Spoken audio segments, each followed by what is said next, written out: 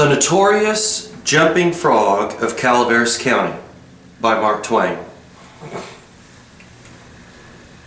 In compliance with the request of a friend of mine who wrote me from the East, I called on good-natured, gearless old Simon Wheeler and inquired after my friend's friend Leonidas W. Smiley, as requested to do, and I hereunto append the result.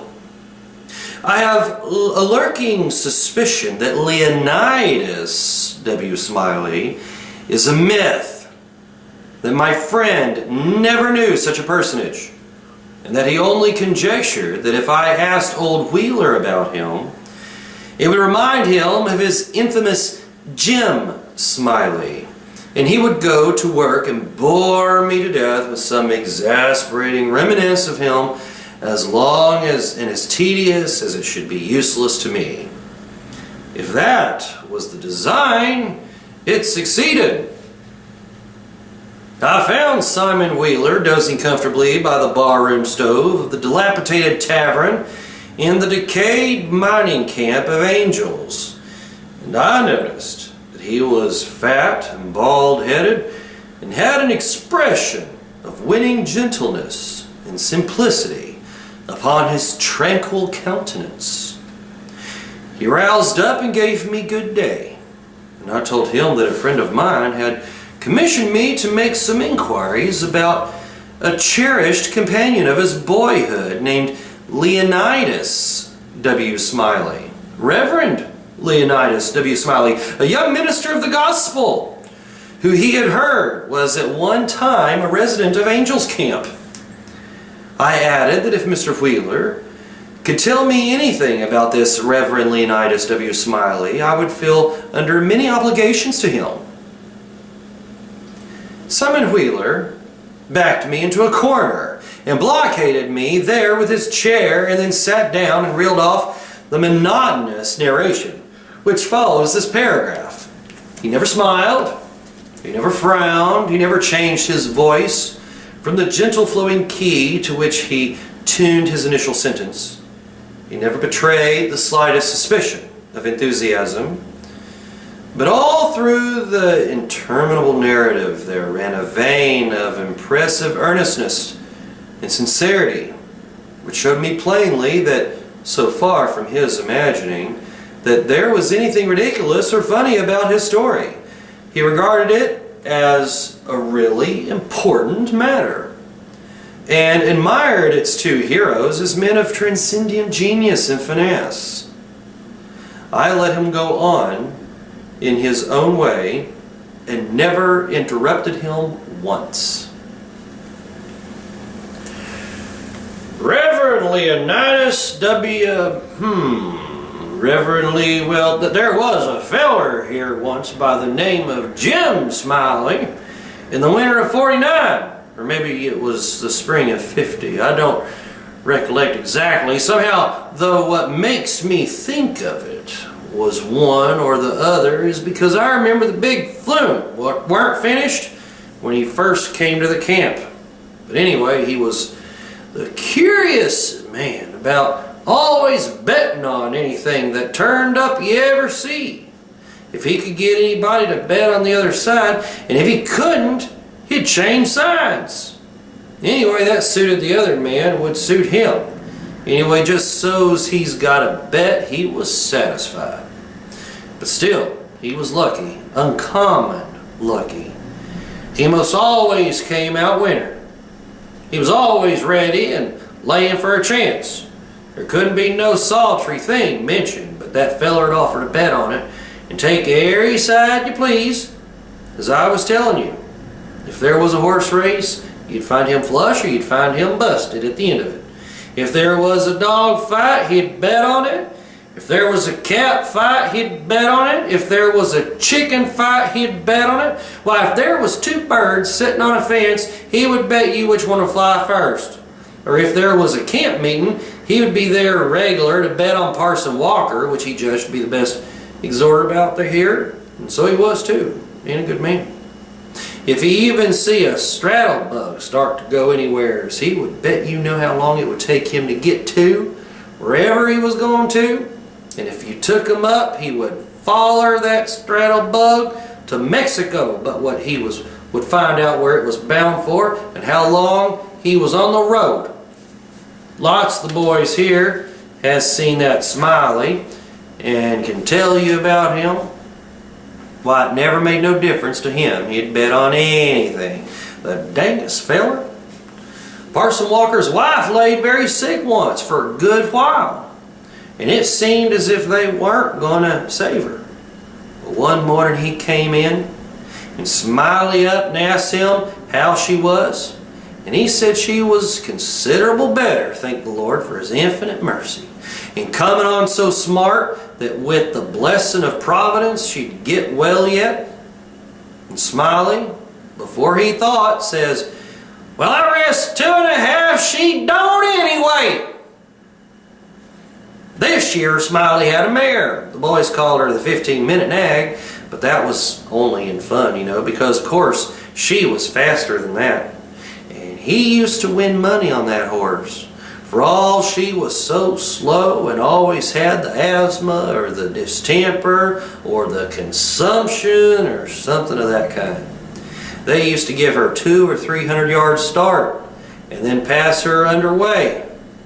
But always at the fag end of the race she'd get excited and desperate like and come cavorting and straddling up and scattering her legs around limber, sometimes in the air and sometimes out to one side among the fences, and kicking up more dust and raising more racket with her coughing and sneezing and blowing her nose, and always fetch up at the stand about a neck ahead, as near as you could sight her down.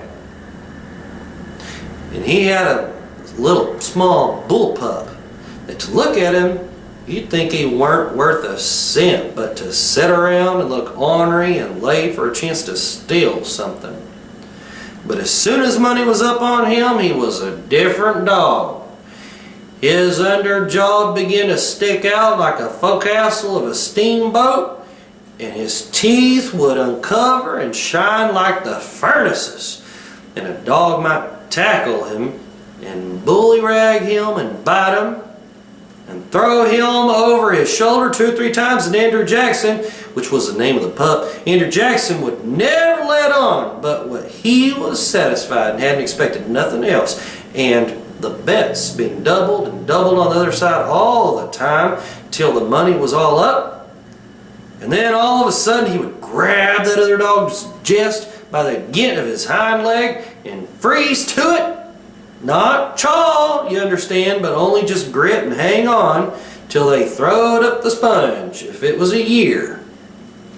Smiley always came out winner on that pup, till he harnessed a dog once that didn't have no hind legs, because they'd been sawed off in a circular saw. And when the thing had gone along far enough, and the money was all up, and he come to make a snatch for his pet hold, he sees in a minute how he'd been imposed on and how the other dog had him on the door, so to speak, and he appeared surprised. And then he looked sort of discouraged like and didn't try no more to win the fight. And so he shucked out bad. He gave Smiley a look as much as to say his heart was broke, and it was his fault for putting up a dog that had no hind legs for him to take hold of, which was his main dependence in a fight. And then he limped off a piece, laid down, and died. It was a good pup, was that Andrew Jackson, and he would have made a name for himself if he had lived, for the stuff was in him. And he had genius. I know it, because he had no opportunities to speak of, and it didn't stand to reason that a dog could make such a fight as he could under them circumstances if he had no talent. It always makes me feel sorry when I think of that last fight of his'n and the way it turned out. Well, this year Smiley had rat terriers and chicken cocks and tomcats and all them kind of things till you couldn't rest and you couldn't fetch nothing for him to bet on, but he'd match him. He catched a frog one day and took him home and said he calculated to educate him. And so he never done nothing for 3 months but sit in his backyard and learn that frog to jump. And you bet you he did learn him too. He'd give him a little punch behind. The next minute you'd see that frog whirling in the air like a donut. See him turn one somersault, or maybe a couple, if he had a good start, and come down flat-footed and all right like a cat. He got him up so in the matter of catching flies, and kept him in practice so constant that he'd nail a fly every time as far as he could see him. Smiley said all the frog wanted was education, and he could do most anything, and I believe him.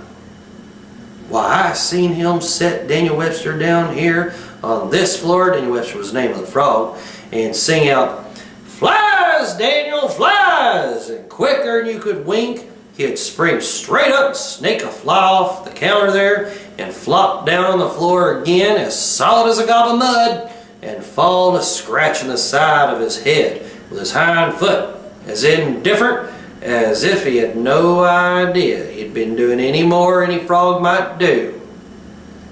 You never see a frog so modest and straightforward as he was, for all he was so gifted. And when it came to fair and square jumping on a dead level, he could get over more ground at one straddle than any animal of his breed you ever see. Jumping on a dead level was his strong suit, you understand. And when it came to that, Smiley would ante up money on him as long as he had a rip. Smiley was monstrous proud of his frog, and well he might be, for fellers that had traveled had been everywheres all said he laid over any frog that ever they see. Well, Smiley kept the beast in a little lattice box, and he used to fetch him downtown sometimes and lay for a bet. One day a feller, a stranger in the camp he was, come across him with his box and says, What might it be that you got in that box?" And Smiley says sort of indifferent like, "It might be a parrot, or it might be a canary maybe, but it ain't. It's only just a frog." And the feller took it and looked at it careful and turned it around this way and that and says, "So 'tis. Well, what's he good for?"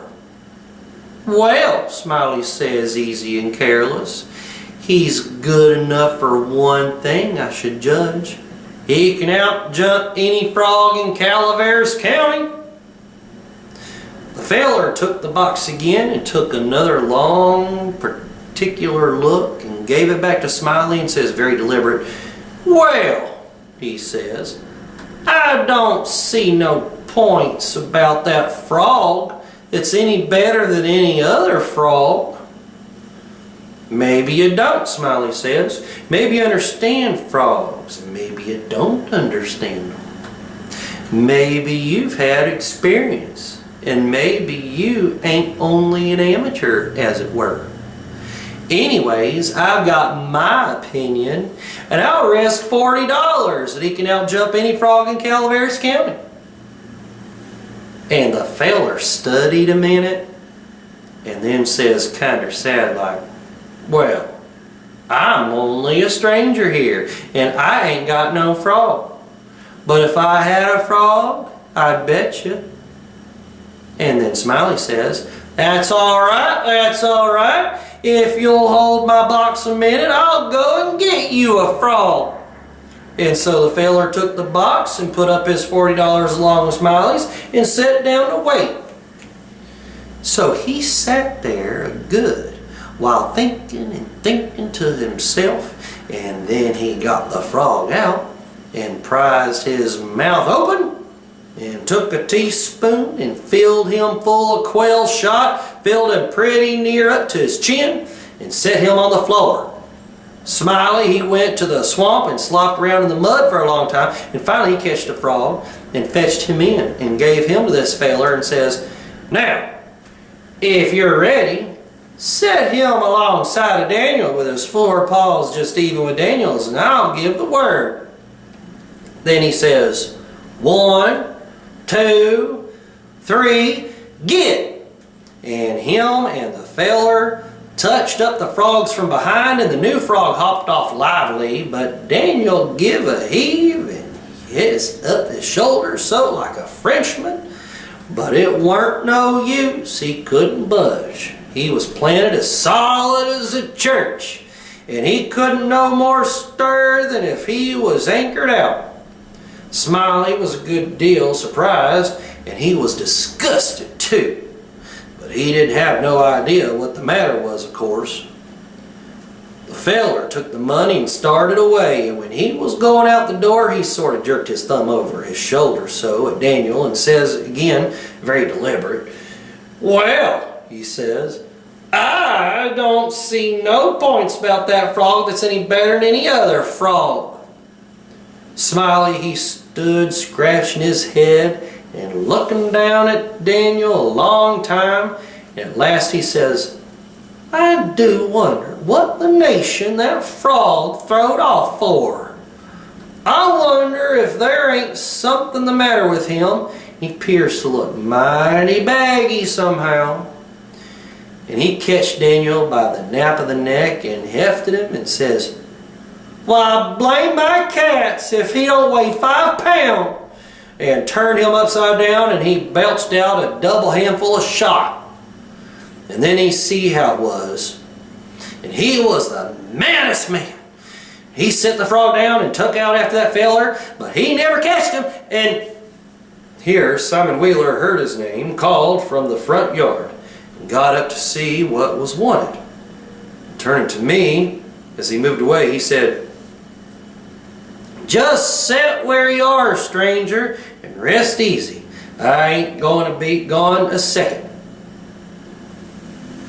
By your leave, I did not think that a continuation of the history of the enterprising vagabond Jim Smiley would be likely to afford me much information concerning the Reverend Leonidas W. Smiley, and so I started away. At the door I met the sociable Wheeler returning, and he buttonholed me and recompensed, "Well, this year Smiley had a yeller one-eyed cow that didn't have no tail, only just a short stump like a banana, and..." However, lacking both time and inclination, I did not wait to hear about the afflicted cow, but took my leave.